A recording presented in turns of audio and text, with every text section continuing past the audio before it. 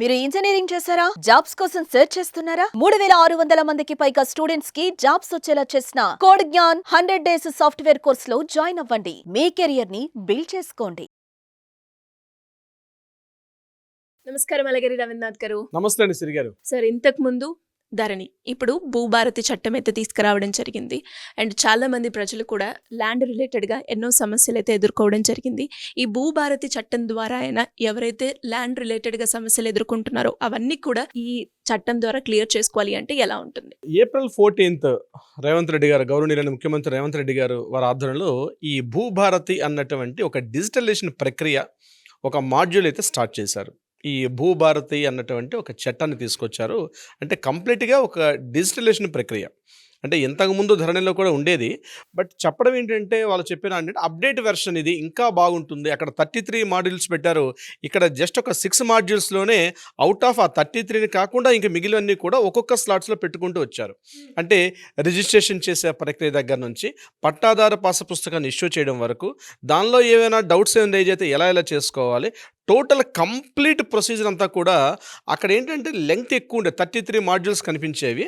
But నేను observe చేసినటువంటి ఆ వెబ్సైట్ని బట్టి మనకు అర్థమైంది ఏంటంటే ఆ మాడ్యూల్స్ని కాస్త అంటే సింప్లిఫై చేసి కొన్ని బంచ్ ఆఫ్ మాడ్యూల్స్ అని ఒక చోట, మరికొన్ని బంచ్ ఆఫ్ మాడ్యూల్స్ మరో చోట అలా పెట్టుకుంటూ మొత్తం అవుట్ ఆఫ్ 6-7 మాడ్యూల్స్లోనే ఈ మొత్తాన్ని డీటెయిల్స్ డిస్టిలేషన్ పెట్టడం జరిగింది. దీంతోపాటు మరికొన్ని అప్డేట్స్ కూడా చెప్పడం జరుగుతుంది. ఏదేమైనప్పటికీ కూడా భూభారతి అన్నటువంటి చట్టం ఏదైతే ఉందో ఇది కొంతవరకు ప్రజోపయోగంగా ఉండే అవకాశం అయితే ఉంది అన్నట్టుగా కనిపిస్తోంది. ఆ యొక్క సైట్, ఆ యొక్క వెబ్సైట్ మనం చూసినట్లయితే. అంటే ఎందుకు ఆ మాట చెప్పాల్సి వచ్చిందంటే, గుర్తుపెట్టుకోండి, ప్రధానంగా మనం చాలా వరకు ప్రాబ్లమ్స్ ఫేస్ చేస్తున్నాం. ఏంటంటే ఈరోజు భారతదేశంలో ఉన్నటువంటి ప్రతి 5 సివిల్ కేసుల్లో, ముఖ్యంగా భూ తగాదాల్లో మోర్ దాన్ 3 వరకు నేను చెప్పాను. అవుట్ ఆఫ్ 5లో 3 వరకు ఏంటంటే ప్రాపర్ ల్యాండ్ డాక్యుమెంట్స్ లేకపోవడం వల్ల, ప్రాపర్ ల్యాండ్ రికార్డ్స్ లేకపోవడం వల్ల చాలా వివాదాలు కోర్టుల వరకు వస్తున్నాయి. సో ఆ వివాదాలని పరిష్కరించే దిశగా ఇది కొంతవరకు కనిపించే విధంగా కనిపిస్తుంది. ఎందుకు ఆ మాట అంటున్నానంటే, మనిషికి ఎట్లా అయితే ఆధార్ నెంబర్ ఎట్లా ఉంటుందో, అట్ ద సేమ్ టైం ప్రతి ల్యాండ్కి కూడా భూధార నెంబర్ అనేది ఒక నెంబర్ని అలర్ట్ చేస్తున్నారు ఇప్పుడు కొత్తగా ఈ యొక్క భూభారతి చట్టం ద్వారా.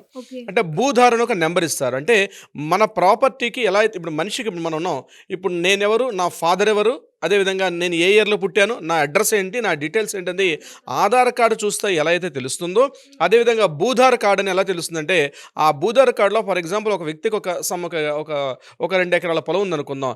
ఈ 2 ఎకరాల పొలం ఏంటి, దాని సర్వే నెంబర్ ఎంత, దాని హద్దులు ఎంత, ఇతను ఎవరి దగ్గర పర్చేజ్ చేశారు, ఏ మండలం కింద ఉంది, ఏ జిల్లా కింద ఉంది, ఏ ప్రాంతం కింద వస్తుంది, చెరువు కట్ట కింద, ఆయుకట్ట కింద ఉందా, లేకపోతే మెట్ట భూమా, పల్ల భూమా, ఇటువంటి డీటెయిల్స్ ఇత్యాది మొత్తం డీటెయిల్స్ అన్నీ కూడా ఒకే చోట పెట్టుకునే అవకాశం ఉంటుంది ఈ భూధార నెంబర్ ద్వారా. ఇది భారతదేశ వ్యాప్తంగా జరుగుతున్నటువంటి ఒక ప్రక్రియ, నిరంతర ప్రక్రియ. అందులో భాగంగా ఇది కూడా తీసుకొస్తున్నారు ఈ భూధార నెంబర్ ద్వారా. ఇది వాళ్ళు చెప్పడం ఏంటంటే, జస్ట్ ఒక 100 రూపీస్ పే చేయడం ద్వారా మీ ల్యాండ్ని మీరు డిజిటలైజేషన్ చేసుకోవచ్చు. అంటే సర్వే కూడా వాళ్ళే పంపిస్తారని, అట్ ద సేమ్ టైం ఆ మండలం కానీ ఆ పరిధి ఏ ప్రాంతంలో ఉంటుందో టోటల్గా డిజిటలైజేషన్ చేసి 100 రూపీస్ పేమెంట్ చేయడం వల్ల పూర్తిగా ఒక భూధార నెంబర్ అలర్ట్ చేస్తా అని చెప్పడం కూడా జరుగుతుంది. దీనికి సంబంధించి ఈ మాడ్యూల్ ఇది ఒక ఇంట్రెస్టింగ్. అంటే బహుశా రావాల్సిన మార్పులు జరగాలి. ఎందుకంటే చాలా ఇప్పుడు నేను చెప్పినట్టుగా అవుట్ ఆఫ్ 5లో కూడా 3 issues only proper land records లేకపోవడం వల్ల. సో ఇవన్నీ డిజిటలైజేషన్ చేస్తాం ప్రాపర్ ప్లానింగ్ ప్రకారం.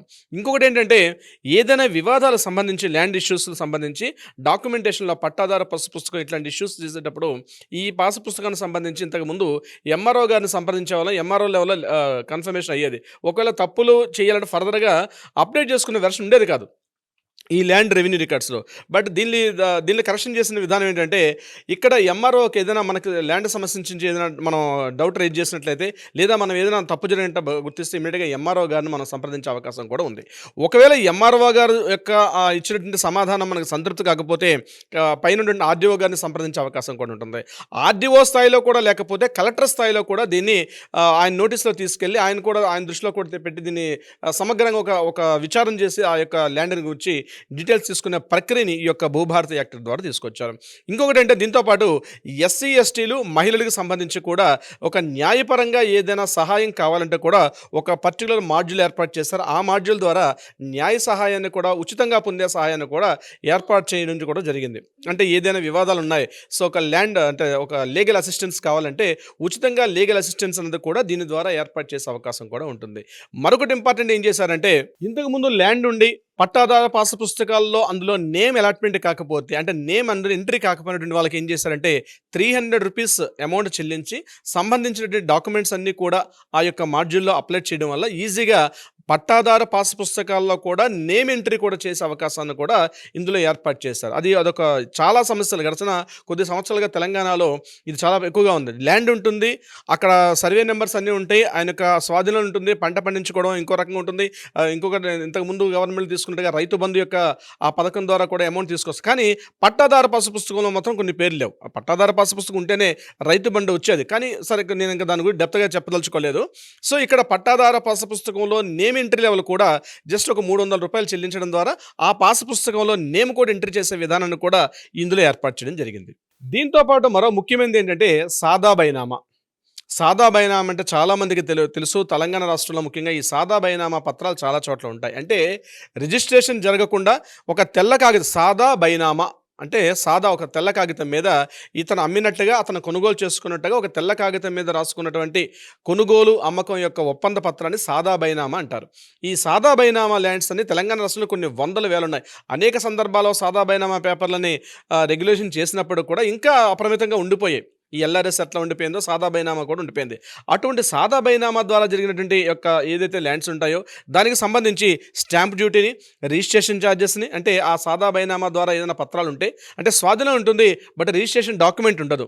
దానివల్ల చాలా ఇబ్బందులు పడే అవకాశం కూడా ఉంది. సో దానికి ఏం చేస్తున్నారంటే ఈ సాదా బైనామా ద్వారా ఉన్నటువంటి పేపర్స్, డాక్యుమెంట్స్ని అంటే ఉన్నటువంటి ప్రాపర్గా హక్కుదారుడు అంటే వాటికి కూడా ఒక proper stamp duty, registration charges, దాంతోపాటు ఒక 100 రూపాయలు చెల్లించగలిగితే, జరిమానాగా ఒక 100 రూపాయలు చెల్లిస్తే ఆ టైప్ ఆఫ్ ల్యాండ్స్ని కూడా ల్యాండ్ రెగ్యులేషన్ చేసుకుంటూ మళ్ళీ ఇప్పట్లాగా ఒక పట్టాదార పాస్ పుస్తకాన్ని కూడా ఇష్యూ చేస్తున్నారు.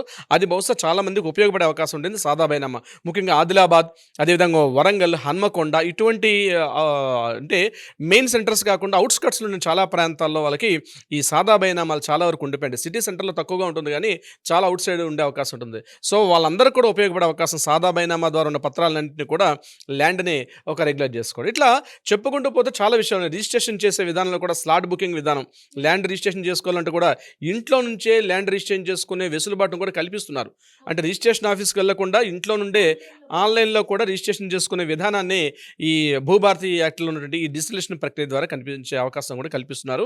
దీన్ని గ్రేట్ స్టెప్ అని చెప్పుకోవచ్చు. రిజిస్ట్రేషన్ ఆఫీస్కి వెళ్ళి గంటల తరబడి వెయిట్ చేయకుండా ఇప్పుడు ఇనిషియల్గా ఏం చేశారంటే స్లాట్ బుక్ చేసుకొని వితిన్ 15 to 20 మినిట్స్లోనే రిజిస్ట్రేషన్ అయ్యే విధంగా హైదరాబాద్ చుట్టుపక్కల జిల్లాల్లో, రంగారెడ్డి జిల్లా, కొన్ని రిజిస్ట్రేషన్ ఆఫీస్లో ఒక పైలట్ ప్రాజెక్ట్గా స్టార్ట్ చేశారు.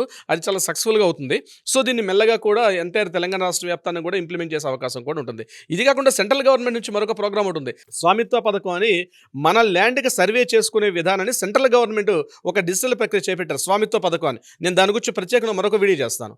సో ఈ భూభారతి చట్టంలో కూడా కొంతవరకు స్వామిత్వం ఉన్నటువంటి ఆ డిజిటలైజేషన్ చేసే ప్రక్రియను కూడా మనం దీంట్లో చేసుకోవచ్చు. మన ల్యాండ్కి సర్వే కావాలంటే ఇమీడియట్గా మనం ఇందులో ఎంటర్ చేసి డీటెయిల్స్ తీసుకుంటే ఇమీడియట్గా సర్వే వచ్చి కూడా తీసుకునే ప్రక్రియ ఉంటుంది. అంటే ల్యాండ్ రెవెన్యూ రికార్డ్స్ అనేది ఒక స్ట్రాంగ్, అంటే మనకు ఉన్నటువంటి ఆస్తి ఏదైనా కావచ్చు, ఈ ఆస్తిని ఎలా కింద వాళ్ళకి వారసులకు పంపించాలి, ఎటువంటి వివాదాలు లేకుండా కోర్టుల చుట్టూ తిరుగుతూ సంవత్సరాలు, అంటే తాతగారు వేసినటువంటి పిటిషన్ మళ్ళీ మనోడు వచ్చేదాకా కోర్టుల చుట్టూ తిరిగిన సందర్భాలు కోకులలుగా ఉంటాయి. అటువంటి వాటిని అవాయిడ్ చేయాలని ఉద్దేశంతో ఏదైతే ఏర్పాటు చేశారో ఈ యొక్క భూభారతి చట్టం అనేది కొంతవరకు బాగానే ఉంది. అయితే ఇది ప్రెజెంట్ April 14th ఏర్పాటు చేసినటువంటి ఈ భూభారతి చట్టం ఏదైతే ఉందో డిజిటలైజేషన్ ప్రక్రియ, ఇది కేవలం 4 మండలాల్లో ఉంది ప్రెజెంట్. ఈ 4 మండలాలు ముఖ్యంగా 5 జిల్లాలు అనుకుంటాను, ములుగు, వరంగల్ డిస్ట్రిక్ట్, అదేవిధంగా భూపాలపల్లి, జనగామ, మహబూబాబాద్, ఈ యొక్క జిల్లాలో మాత్రం ప్రెజెంట్ ఇది అందుబాటులో ఉంది. రాష్ట్ర వ్యాప్తంగా కూడా తొందరలోనే దీన్ని ఏర్పాటు చేసే ప్రయత్నం కూడా చేస్తున్నారు. దీని మీద అవగాహన సదస్సులు కూడా ఏర్పాటు చేస్తున్నారు. ప్రతి చోట కూడా, ప్రతి మండల స్థాయిలో, గ్రామ స్థాయిలో కూడా దీని మీద రాష్ట్ర ప్రభుత్వం అవగాహన సదస్సులు కూడా ఏర్పాటు చేస్తుంది.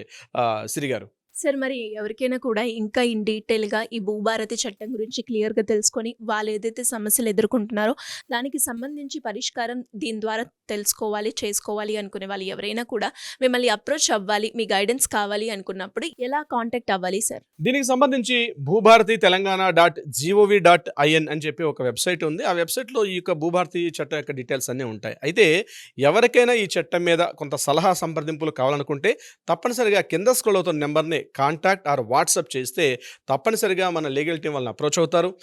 సరైన విధంగా సలహా సంప్రదింపులు చెప్పే అవకాశం కూడా ఉంటుంది. అదీ కాకుండా ఏదైనా న్యాయపరంగా ఒక పరిష్కారం కావాలని ఆలోచించినట్లయితే తప్పనిసరిగా ఆ న్యాయపరంగా కూడా మీకు సహాయం చేసే అవకాశం కూడా ఉంటుంది. But prior appointment is the very most important. Siri గారు, thank you sir, thank you so much. Thank you so much అండి సిరి గారు. సుమన్ టీవీలో మీ పర్సనల్ అండ్ బిజినెస్ ప్రమోషన్స్ కోసం కింది నెంబర్కి కాంటాక్ట్ చేయండి.